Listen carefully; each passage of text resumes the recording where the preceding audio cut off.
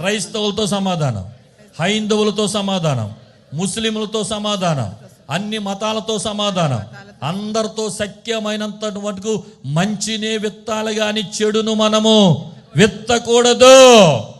క్రైస్తవులైనా, హైందవులైనా, ముస్లింలైనా ఒకే దేవుని చేత సృష్టించబడిన వారు. అందరూ మన అన్నదమ్ముళ్ళే, అక్క చెల్లెళ్ళు, ఎవరిని ద్వేషించకూడదు, అందరినీ ప్రేమించాలి. అందరి కొరకు చెప్పండి, అందరి కోసం ప్రార్థన చేయాలి, అందరినీ ప్రేమించాలి. అది బైబిల్ బోధ. ఎవరైనా ద్వేషించండి, వాళ్ళని నరికేయండి, వీళ్ళని నరికేయండి, కత్తి లోపలెట్టండి, మీరు అది చేయండి, ఇది చేయండి అని ఎవరైనా క్రైస్తవుల్లో బోధిస్తుంటే నేను చెప్తాను, అది అపవాది బోధ, అది సైతాను బోధ. అసలు దాని జోలికి వెళ్ళకండి.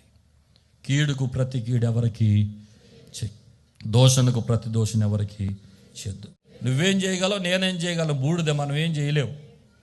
అందుకని ఎవరిని ఏమనొద్దు. ప్రేమ ఒక్కటే ఎవరినైనా సాధించగలిగింది. ప్రేమ ఒక్కటే లోకాన్ని మార్చగలిగింది. ప్రేమతోనే క్రీస్తు ఇంతవరకు ఆయన సంఘాన్ని కట్టుకుంటూ వచ్చాడు.